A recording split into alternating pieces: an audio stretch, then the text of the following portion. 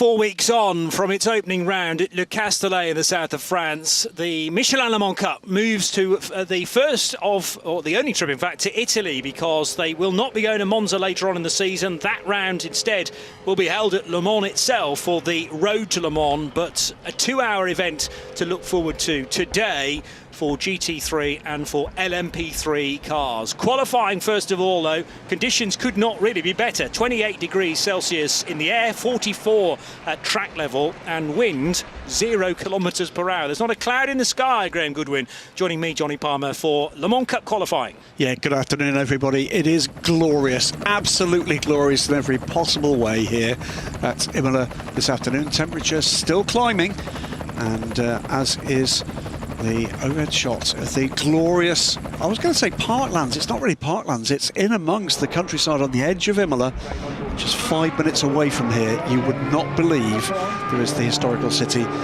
here in the valley.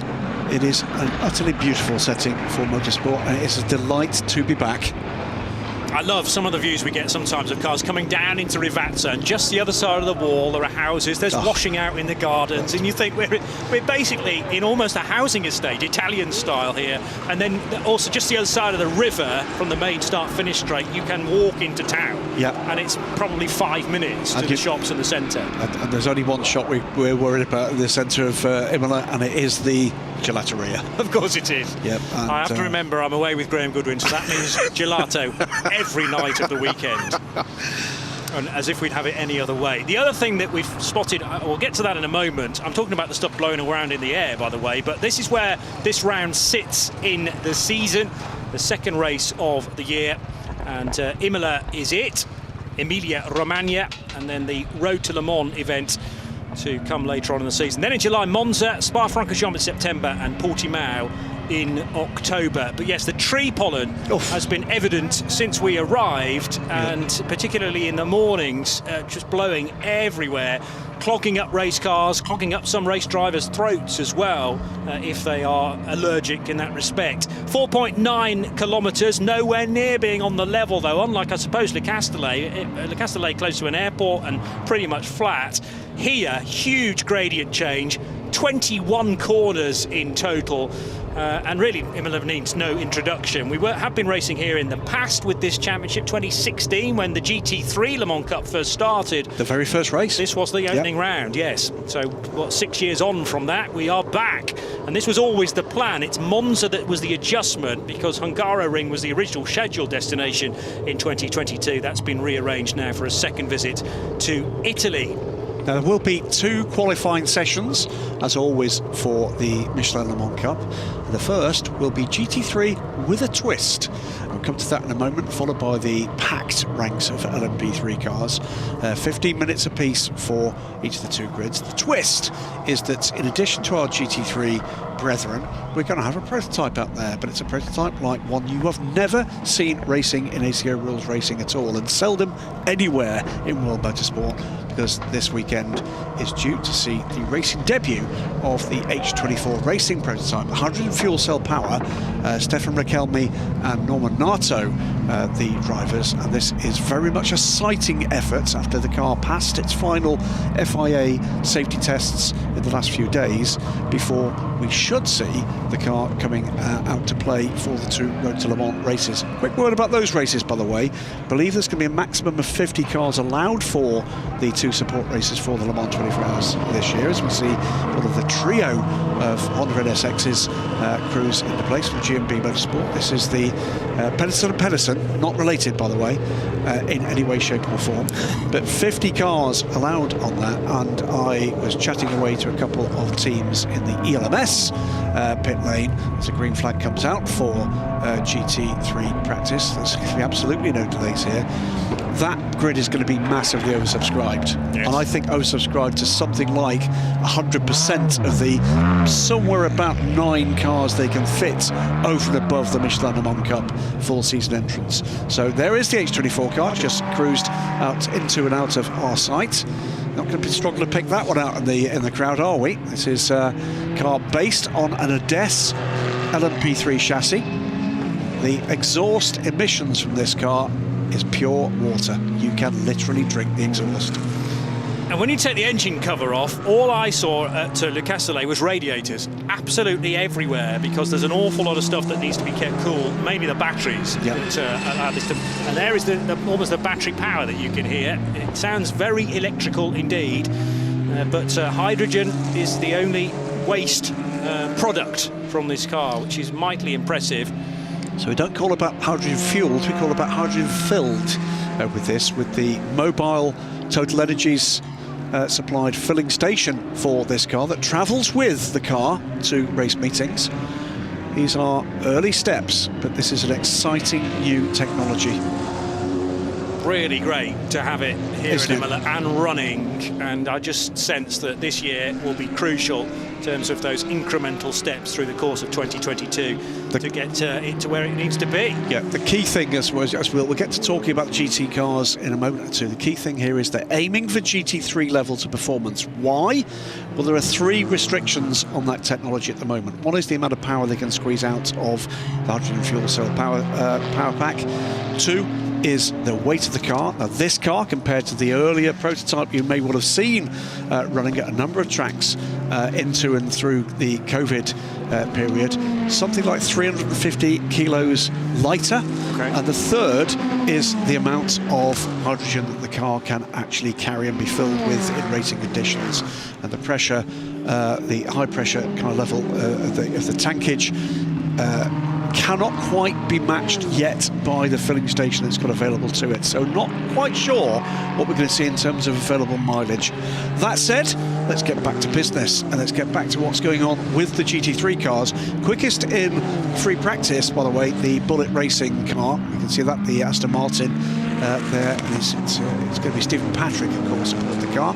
It is the bronze drivers out in the cars for qualifying, Johnny. Yeah, bronze only session, as it is these days in the World Endurance Championship for GTE AM, and I think that's quite right, which it gives the bronze driver so much more track time and the chance to get quicker and quicker. So GMB Motorsport with their 3 NSXs, and it is Jens Moller in the 44, it is Christian Poulsen in the 55, and in the third of the cars, Lars Engelbrecht Pedersen, car 88, just now on an outlap. Other drivers, Emanuele Busnelli, they still don't have their Lamborghini yet, the number 46, so it's again a Porsche GT3R that they had at Le Castellet, and Busnelli doing the qualifying there. Marcus Vivian in the AF Corsa Ferrari, number 51. Another AF Corsa Ferrari for Andrea Montemini, number 61. And finally, Stephen Patrick, as you've said, for Bullet Racing, number 99, the Aston Martin.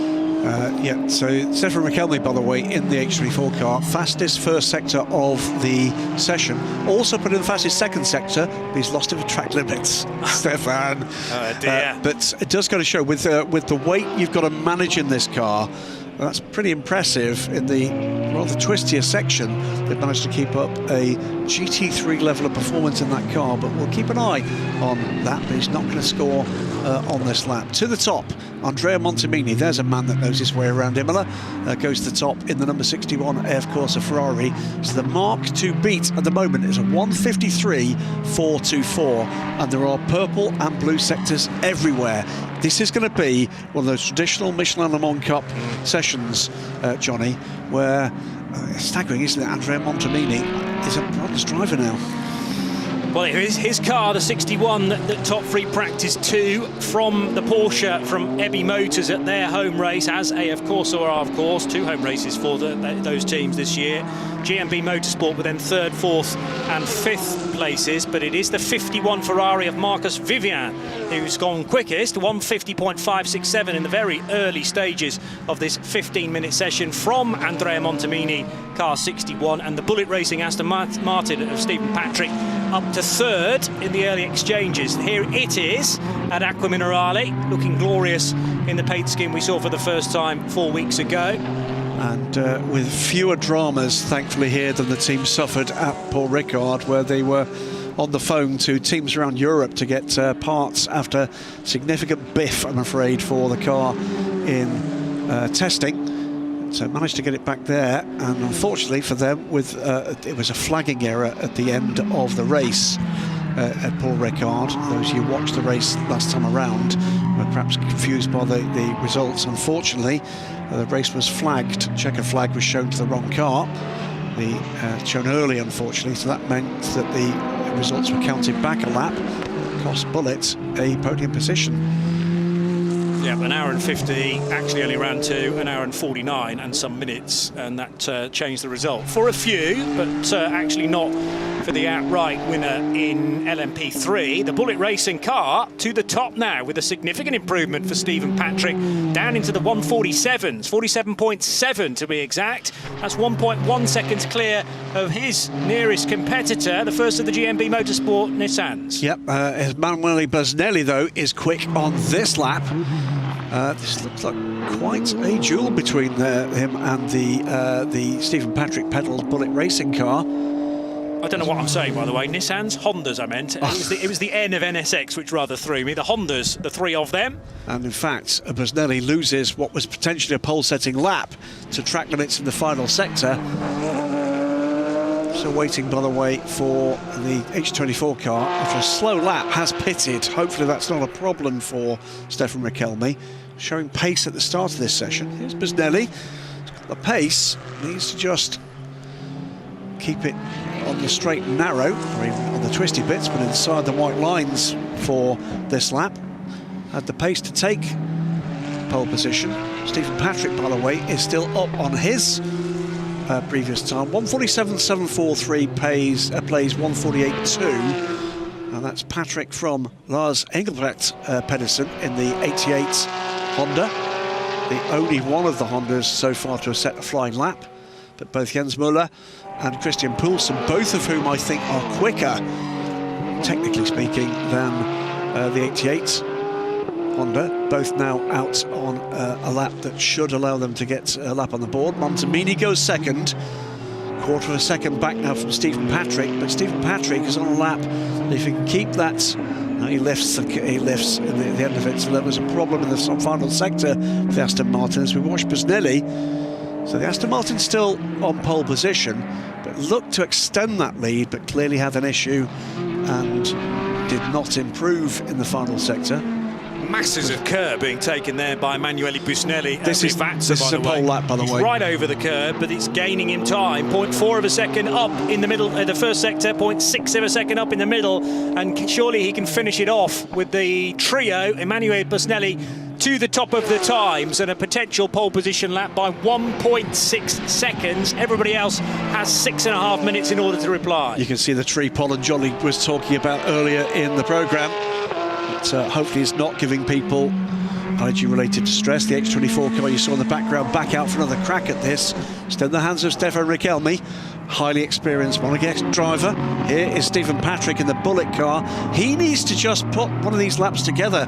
He's potentially quicker on this lap. If he can get a decent third sector in, that will put this Aston Martin back into pole position. At the moment he's 4 tenths up on Busnelli's provisional pole setting mark, but needs this third sector to be quick, clean and tidy.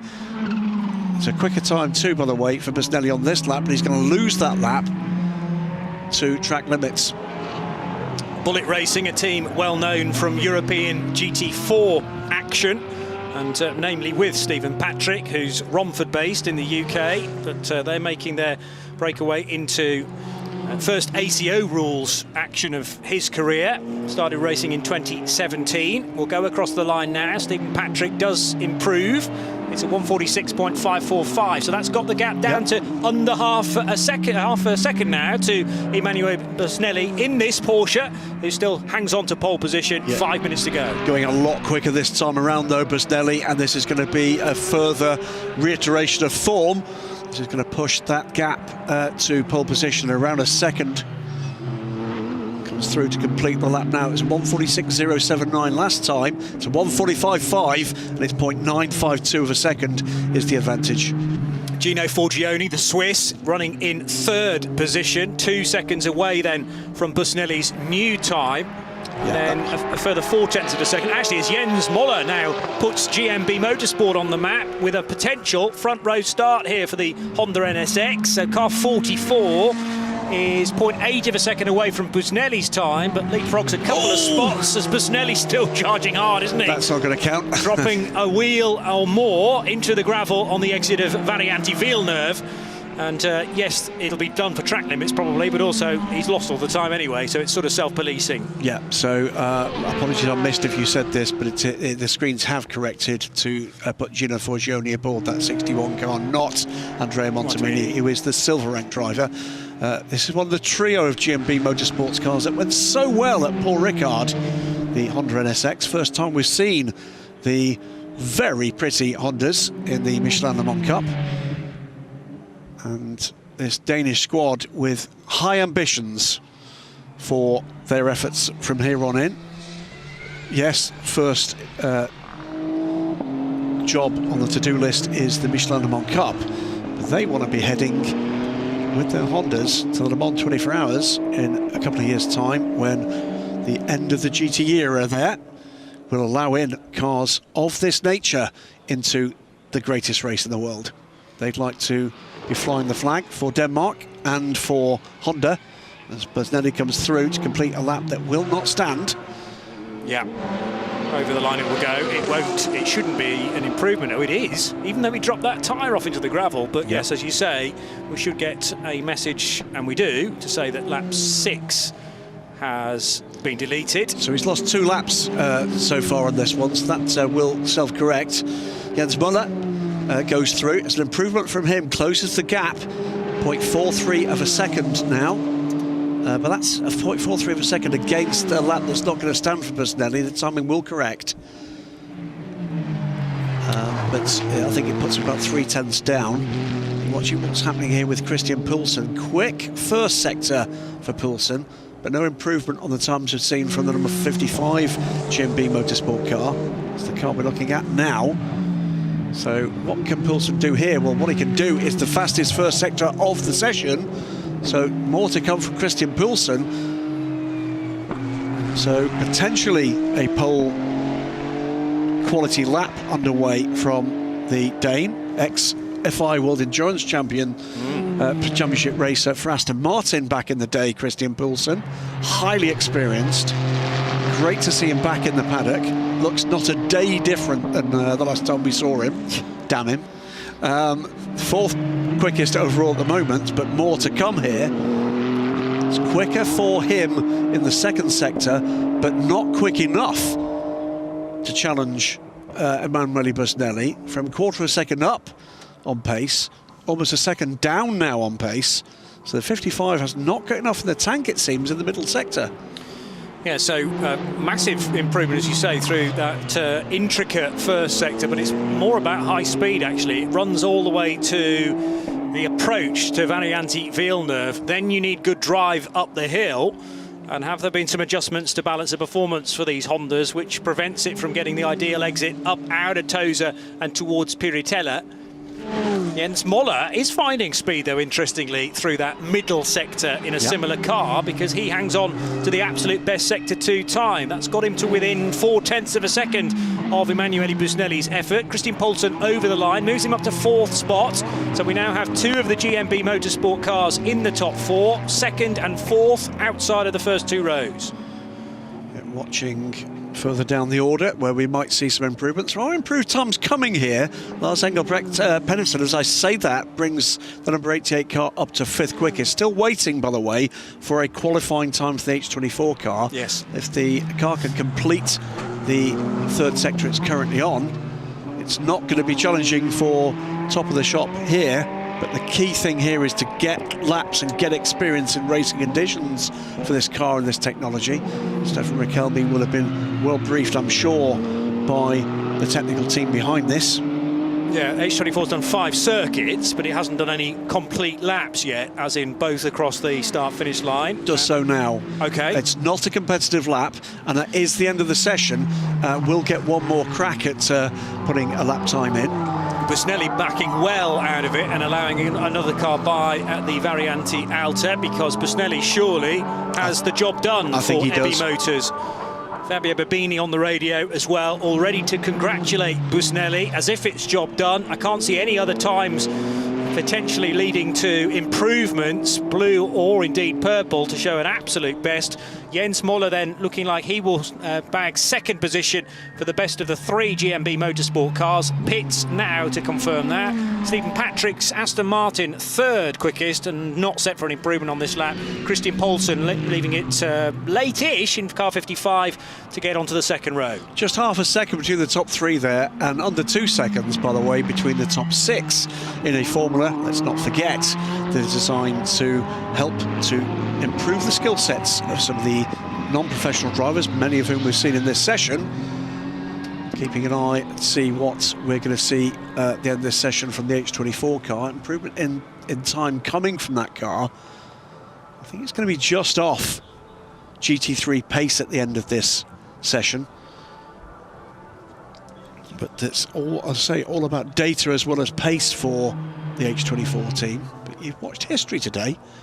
This is the first time that a car with this technology has been in what is an absolutely competitive session, rather than a free practice session.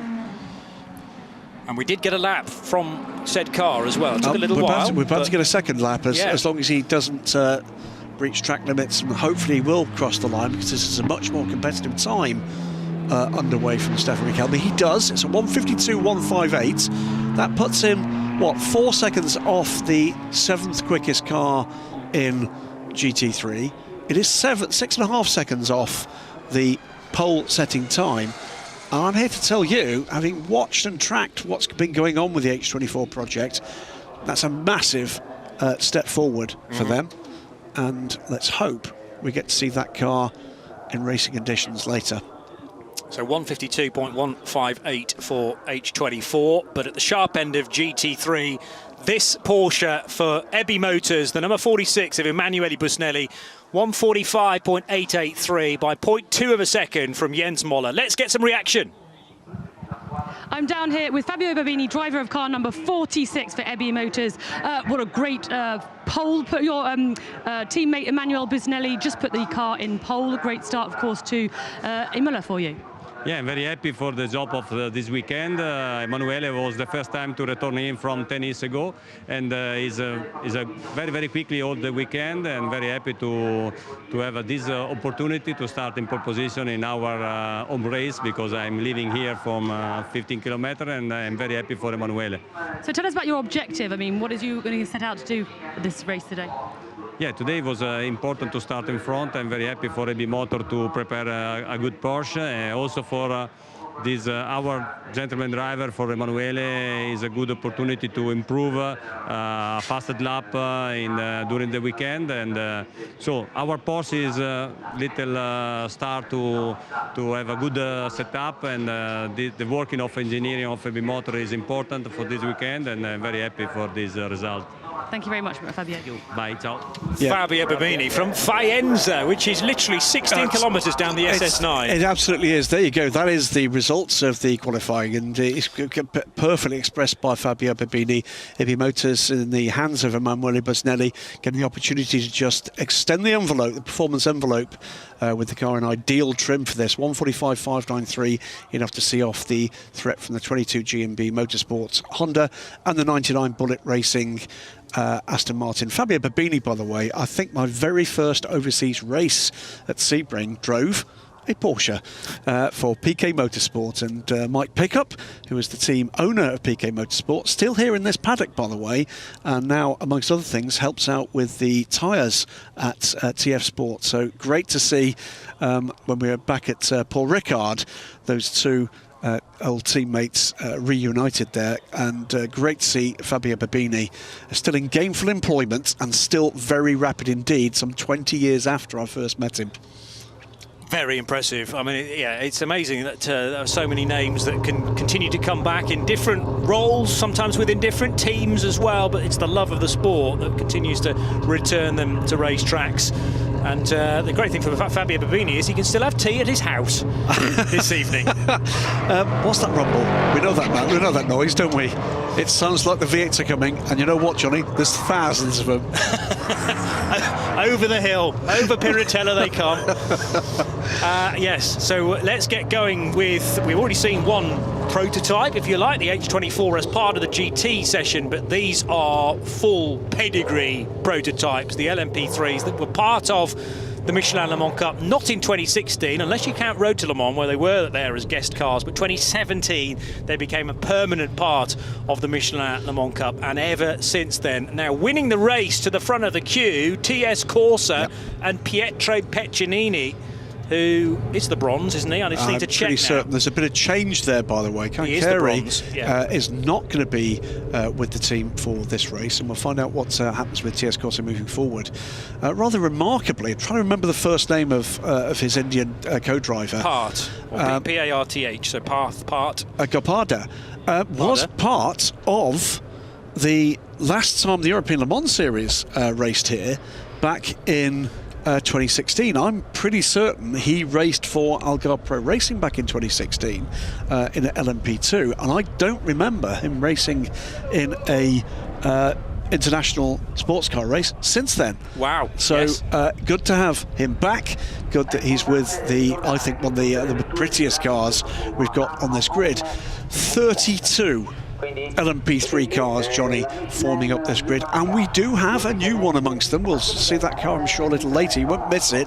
It's a bright yellow car with a big red stripe down the middle, and there's a quality driver to come when we get to racing tomorrow for, in fact, sorry, apologies, it's today, isn't it, for the Michelin Le Mans Cup. Lars Kern, the Porsche test and development driver who does race LMP3 in the United States, will be having his European LMP3 debut here later in the Higeli by T2 racing car that will be raced at Le Mans by Mark Basseng. Mark will be the team manager, team race engineer here, but he will make his debut for the team at the Road to Le Mans. And Mark Basseng, a name that if you've been around sports car racing for any time over the last quarter of a century, will be a name you'll be familiar with. But remarkably, Basseng will make his Le Mans debut. I couldn't believe that when you told me that yesterday. But yeah, about time too, Mark. Very much looking forward to you being part of that motorsport festival in about 4 weeks' time. The Abelan sponsored and indeed driven Fricadelli car number 30 is in the queue as well. Klaus Abelan to qualify, Felipe Laza to join him in the race later on. One of a few golds now in amongst the entry for P3. So we have Tom Dillman, we have Colin Noble, who's gold this year, Laza, as mentioned, Rumi Aguash, Ademi Teki, and Daniel Kylevitz. I probably missed one. Those are the ones that stand. Oh, Lawrence Hoare as well, champion last year in ELMS. Worth just running down this order. We've got time before they go racing. The number 2 car for United Autosports will see Sean Lynn, the father and son, Sean and Max Lynn, the father and indeed brother of Alex Lynn, the Cadillac factory driver this year, the number 2 United Autosports car. The number 3 D-Car Engineering Duquesne, that'll be John Brownson. John Melson is in the Nielsen Racing car number 4, another Duquesne. Then a brace of Ligiers. We've got Jonathan Brassard in the ANS Racing number 6 car, the number 7 Nielsen Racing car, Tony Wells. Alexander Talkanitsa, another father and son effort, of course, in the AT Racing number 9, and the 10th Racing Spirit of Le Mans, Ligier. That's going to be Alexander Matchell. 3 Duquesnes next, Torsten Kratz in the WTN Racing car number 11. The 13 car we've already mentioned, that will be Peter de Curtens, and I think he's going to be pretty quick in that car. James Winslow.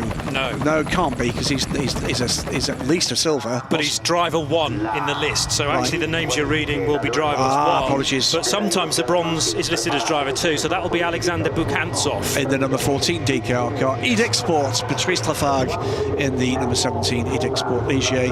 Mark Crader in the Optimum Motorsport car this year, of course, the number 20 car. United Autosports, Andrea Latour will be the 22. 23 will be John Schaumann. That's another United Autosports car, one of 4 this year in the Michelin Le Mans Cup. 24/7 Motorsports, 27 car. Andrew Ferguson listed here. Christophe Cresp in the MV2S Forestier Racing 28 car. The 29, the other MV2S car. That's going to be Jérôme de Sadelier. Excellent. Klaus Abelan, we've already seen close to the front of the queue in the very distinctive Fricadelli car, the Ligier number 30. AF Corsa, Kreitler Tudis in the blue and white AF Corsa car, marking his Greek heritage, the 31 car. 32, Daniel Schneider in the final United Autosports car. Rob Hodes in the Team Virage 33. CD Sport, Fabien Michal in the 37 car. Graf Racing, Louis Saint-Joan in the number 40 Graf Racing car. Racing Spirit Mons second car, Jacques Wolf in the 43. 53, RRM Sport, Martin Rich. Stefan Rupp in the second Graf Racing car, the 57. 66, the Rinaldi Racing car, Steve Barrow, we've already seen that car. The number 66 Rinaldi car, red and black car. Cool Racing's Mo Smith in the 69 from the Swiss team. 72 Team Virage from Alexander Yvonne.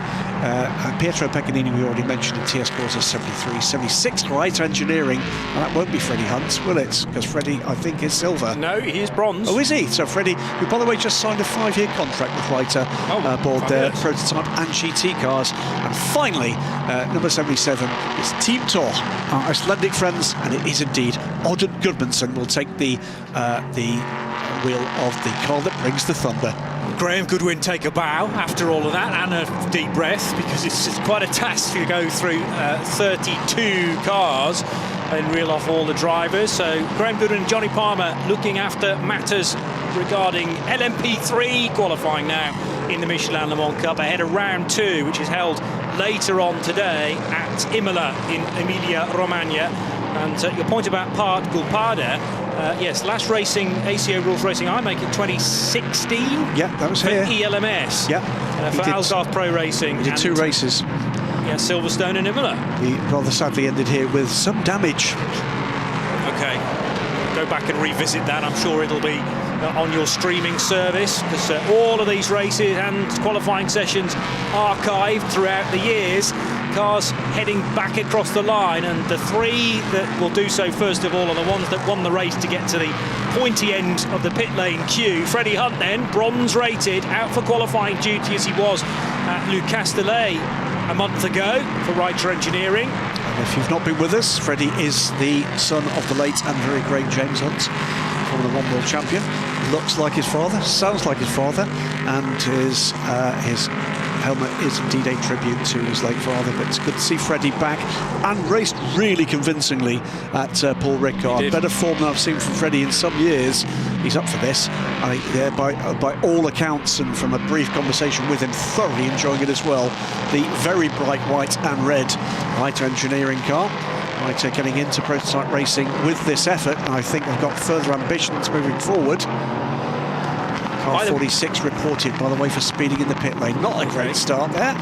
The race later on is quite a late one. It's 5:30 local through till 7:20. So some evening entertainment for the assembled crowd. I love it here at Imola in that you get sort of passers-by that maybe didn't even realise the ELMS was in town, but because it's so close to the city centre, you can stumble across this meeting and enjoy some Saturday night motorsport. But this is the essential part of forming the grid for that later on. And who is making waves at this early stage? Well, we're waiting for those first trio of cars to come across the line to set the benchmark. And already 1 or 2 cars having times deleted before those laps are taken away, or rather completed. So Freddie Hunt sets the pace, 1:43.293, but Alexander Matchell straight to the top as well, 1:41.436. So it's Matchell for Racing Spirit of Le Mans in car number 10, then Christophe Cresp for MV2S Forestier Racing, and the Reiter Engineering time set by Freddie Hunt falling to 3rd position inside of the second row alongside Jack Wolf's effort, which is a 1:43.372. But understandably, it is changing with every word that I utter. Alexander Matchell seems to be staying there, though, at the sharp end, at least after the first couple of efforts. Yeah, 1:41.436 for Matchell, and then a purple sector to follow up with an improvement coming. There seems to be quite a lot of dust in the air in the background. I think it's tyre smoke, actually. Someone's had a major lock-up into Tamburello. I think they're all on the track. I'm just trying to work out whether I could identify the car involved. I can't in this instance, because they'd already left the scene. I'll try and look out for a slowish opening sector. for said car. Aaron Goodmanson, one of the last cars out, but now to the front row for Team Tour. Car 77, 141.9. Matchell, though, going very much quicker. We've got something like 16 cars on the lap they're currently on course to be quicker than the current provisional pole time. This is going to move very, very quickly. Fabian Michel's the new name at the sharp end for Spanish squad CD Sport. Car 37 now fastest into the 140s, the first car to do that. But Alexander Matchell, who's now in the final sector, will surely match that and maybe improve significantly. A cushion of 0.6 of a second at this stage as Fabian Michel leaves Variante Villeneuve and heads towards Tosa. He loses that lap though to track limits in the final sector when he was well up on that. I think he actually lost it there, 3 seconds down. So I think he's had a bit more than track limits. I think he's had a bit of a scare on that one. There are still cars though on track to do better than the 140.757. 9 minutes to go from Fabian Michel. Alexander Matchell, second place. Daniel Schneider and Tony Wells on the second row at the moment. Freddie Hunt needs to find some form, and it's not going to come on this lap. He's had a bit of a problem in the first sector. Fabian Michel, though, is up on his previous time. So are 9 out of the top 10 cars right now. I reckon I found the answer to a puzzle that you and I had yesterday, which is a new dot on the Alcamel timing system. TL stands Excellent. For track limits. It does. So we will know from that whether a time will be valid even before it's completed, as long as I remember to look for that through the course of a short, sharp session. 15 minutes is already down to 8.5 as Fabian Michel. Clear lap so far for him. Goodmanson to second, just 300ths of a second off the pole time. This is good form from Odin Goodmanson. Michel over the line, improved. Well, net didn't improve through the final sector, but does go quickest with a 140.304. That was an improvement last time through. Auden Goodmanson not quite as quick of Michel through the first sector, loses 7/10. That could be costly. Alexander Matchell's first sector time is very impressive, though. They're cancelling sector times and laps here at a pace. Yeah. So Alexander Matchell. That's a clean lap for him this time Jerome around. de Sadelier from the nowhere. It's a 139.052. Jerome de Sadelier cannot be a bronze driver. He is, I know. Wow. Isn't it surprising? 1.2 seconds up, by the way. 139.0 for Jerome de Sadelier. That's a late attempt from him. Less than half of the session to go, but there he goes through the 29 car. Loses that lap though. Loses that lap, so it's Fabian back to the top, and by the way, on track to improve on that time. So the Sadelier does have a time next to his name, but it's only good enough for 32nd in a 32-car field. 147.195. Remember, Jerome de Sadelier took second place with his teammate Louis Rousset in the opening round at Le Castellet. The race was won by Tom Dillman and Alexander Matchell, and it's Matchell who, well, has been in provisional pole. He's now in 5th because of a couple of laps he had deleted as well. And that's the difference between the speed and the discipline. It's the difference between the top of the shop and 32nd place. Yes. Yeah, and it's how quickly things can turn in that respect. Jerome de Sadelier having to collect his thoughts once more. And of course, what you don't get back again is the tyre performance, which has burned away. The very top layer of Michelin tyres, you can push. Oh, it's so tight coming through the King Rivats, and there's contact. I knew it was tight, and then they make contact into the Rivats gravel. Teammates? Tricky They're to the two say. MV2S cars. I'm sure they are. Well, 28 is close to 29, so yeah, by that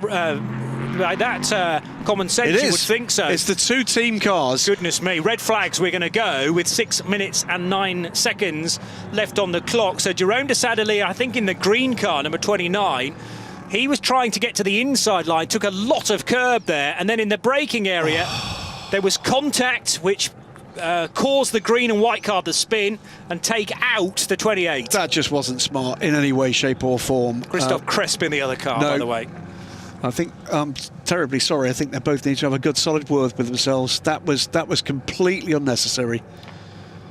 It's tough round here. There's not a lot of space, and particularly when you know you are side by side, neck and neck with a teammate car, you give them each other a wide berth. Well, hopefully there's not too much damage there. It was a high-speed incident, But hopefully there's nothing more than a little bit of bodywork rub there. It's just the gravel trap thankfully did its job.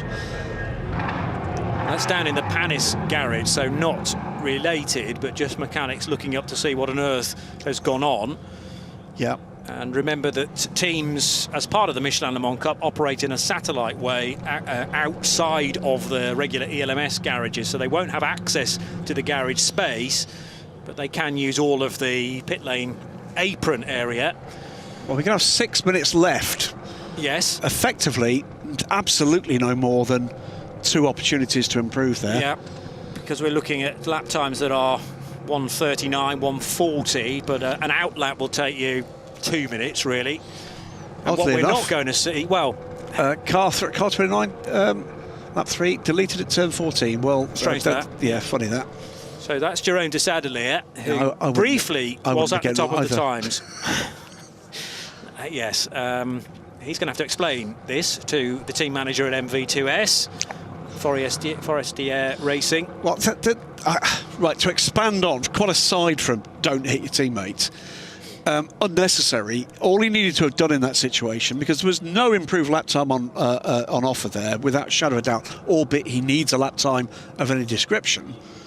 But the issue there for Jerome de Sadelier, let's have a look again at this. What we don't see is another angle of that, and I wonder whether Jerome was getting compromised on the run into Rivazza because Christoph didn't know that he was alongside. But then you don't get yourself into that position where you have to be 2 abreast into a tricky corner anyway. There's one racing line into Rivazza. I know what Jerome's trying to do. He's trying to get ahead of Christoph so that he gets a clean run at the start of the next lap. But the point I was about to make there, though, is that didn't ever seem really that on. There was no sign that the green car was going to get the orange car was going to give way. Surely the better tactic there would have been to just drop away, give himself a run to clear a run to start the next lap, and go for the timed lap that he clearly was not going to get in that lap there. But I think there was a squeeze onto the grass, which de Sadelier was then in a position where he couldn't get out of it, and 2 wheels on the grass results in a spin, and then the contact with his teammate Christoph Cresp. 2 cars damaged, because there's certainly damage on the right-hand side sill there. That was the other side, though, for the green car, because it was impacted. But I think there was probably secondary contact in the gravel trap, and both cars that are going to have to be raked out of stones and fixed in time for a race that starts today, remember. Yes, it's 5:30, but that's the last thing MV2S wanted, was to have to repair 2 cars in time for the start of the race. It was also John Melsom, at the other side of Rivazza, so skating through the gravel, but got away with that. I'm trying to work out here, there's been a correction, and rather remarkably, de Sadelier is currently shown as being in pole. So whether or not he's got back a lap he lost, but he at the moment is shown in pole position 1:39.052 ahead of Torsten Kratz in the WTM Duquesne, the number 11 car, then Fabien Michel, then Auden Gudmundsson.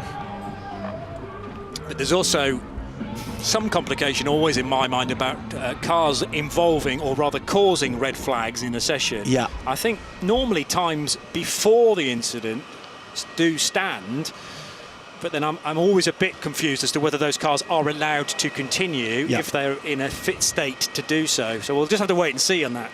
But it is a strange situation where Jerome de Sadelier's car has been put to the top again, as you say, re-inheriting a time that he'd already had deleted, perhaps. Yeah, maybe, and it may be they've taken another look at that. I'd be surprised if at the time, but it might be. We'll keep a weather eye on that. But it's clearly the case they are not going any further in this session. Bottom of your screen is how the points look after 1 round at Le Castellet. So Racing Spirit of Le Mans top the championship. Tom Dillman and Alexander Matchell with their victory in France from the 29 car, which is the one you see being craned away now, of Jerome de Sadelier and teammate. The 11 car WTM Racing, that's the 12 points for 4th place, plus the point for pole last time out. Torsten Kratz and Leo Weiss. And there was a 16-second penalty for overtaking under full course yellows for the 17 crew of Edex Sport, who are now 5th in the championship, for CR Cruz, Charles Cruz and Dino Lunardi. And to reiterate, by the way, if you didn't hear what I was saying, I know we had a few questions on social media after that race as to why there was a correction to the results. They counted the results back by a lap. That was because of a flagging error at the end of the race. The flag was shown to the car in front of the race winner. That led to a decision that the regulation that applies came into play, and the results were called for the previous lap. That's why we saw a couple of cars lose out on places. Unfortunately, they gained on that final lap. Yeah. And it's a very small error in the grand scheme of things. However, it's stipulated in the rules, in the regulations, that if the checkered flag is shown erroneously to the wrong car, automatically the race result has to go back a lap. So rather than 55 laps, it ran to 54. Correct. And therefore an hour and 49 minutes and 1 second rather than the 150 that we were all expecting. And yeah, there was a change in the GT result because of that. And indeed, there was a change in the LMP3 result. I've got to think, I think it might have been the Nielsen Racing car lost out as well to that. And to remind, if you are listening and watching for the first time this season, or indeed if you've forgotten because we told you last time, not 2 hour races anymore, hour and 50 minutes. That means that the additional fuel stop that was introduced with the advent of the 2020 spec cars has gone, so it's an hour and 50 minutes. We're back to green flag running. There will be 6 minutes, it was 6 minutes and 6 seconds on the clock, and out they come again. And are we going to see the 28 or the 29 cars? I think they both got recovered to a location that wasn't the start-finish line. Red flag incident. I think they're not going to be permitted to rejoin. Normally that should be the rule, but I have seen some exceptions in the past in these sessions. We will wait and see. But what we're not having any adjustment for is the fact that Jerome de Sadeleer is at the top. So I think we have to take that as a legitimate time now. 1:39.052. It's only 1/10 of a second away from Torsten Kratz, who hasn't yet rejoined the session. Fabian Michal could yet have something up his sleeve for CD Sport, number 37. And Team Tour, Auden Gudmundsson, at the moment, good enough for a 4th. That's a great performance from him. Yeah, very much. Second row, outside of the second row. Think about that going into Tamburello later on today. Auden, at the end of last season, telling us he wasn't coming back for this year. He then contacted me in the run-up to the season to say, sorry, he's changed his mind. Back with High Class Racing actually preparing the car now. But one of the reasons was he felt he wasn't quite there. I had a conversation and said, look, I think if you go back and look at your lap times, you'll be pleasantly surprised. I'm very pleasantly surprised, and I hope he is too, by the form he's shown this afternoon so far. And what we need now is the Icelandic football crowd to turn up and do that drumming. Yes. Stirring stuff. It certainly is. 12th place qualifying for Le Castellet for Gudmundsson, joined by his teammate Michael Markussen for the race. So significant improvement on that. If he can stay there. 12th out of a field of 30 plus cars. Yeah. That is no mean feat. No. Mightily impressive. And only a couple of seconds away, less than 2 seconds away from the pole time that was set by Leo Weiss. Torsten Kratz at Le Castellet, with Leo then taking over as the co-driver in the race. So 4 minutes to go. And we know that this track stands at pretty much bob on 3 miles in length. Does take a fair time to get around in order to start a quick lap. So Jerome de Sadeleer, not part of the restarted session, holding on to pole position versus pole sitter at Le Castellet, Torsten Kratz for WTM Racing in the highest place, Duquesne. Then it's Fabian Michal, who is out on the racetrack in the colours of CD Sport, so the yellow and the red and the silver of the Spanish outfit. Auden Gudmundsson for Team Tour, Tony Wells, Daniel Schneider for Nielsen and United Autosport respectively, running 5th and 6th. There are a number of names further down the order that really should be quite a bit higher up. They just haven't had the opportunity. They may also have had some times deleted to this point. And the problem is, if you have times deleted in the second part of the session, there really isn't much time with 3 minutes on the clock to go for another run. The explanation, with thanks to Jeff Carter, who's not with us this weekend for the first time in ELMS history. You are kidding. I'm not kidding you, he's that old, okay? We can't tell you what's wrong with Jeff because it is personally embarrassing, but not with us this weekend. Jeff explains, and thanks Jeff, that its race control have reinstated the Saturday this time. It was misapplied, that it was on lap 3 and not lap 4, so the lap time counts. So we've got the remarkable situation at the moment where a car that was involved in the red flag incident is sitting on pole position. Something of a sitting target, but the clock is ticking down. Smoke again, tyre smoke in the air in the early phase of the lap, I noticed. Yep. That might just be a characteristic of the approach to Tamburello and how hard people are pushing. No cars in the gravel, thankfully. Let's keep it that way. Freddie Hunt improves. He goes 4th quickest for Reiter Engineering. That's the first major improvement of this second part of the session. Just under 2 minutes to go, so there's a full lap in it for everybody. Looking at the live track map, the cars could not be more evenly distributed, and now there's a drama for Fabian Michel, I think, in CD Sport. If that graphic ties in, and there's another red flag. And I think that might be it, you know. With 97 seconds left on the clock. Oh dear, Is that dear. definitely the colours of Michel? That looks like Michel to me. Let's have a look. Just check that. Through, it's the 6th car, so it's not Michel. It's Jonathan Brossard for ANS Motorsport.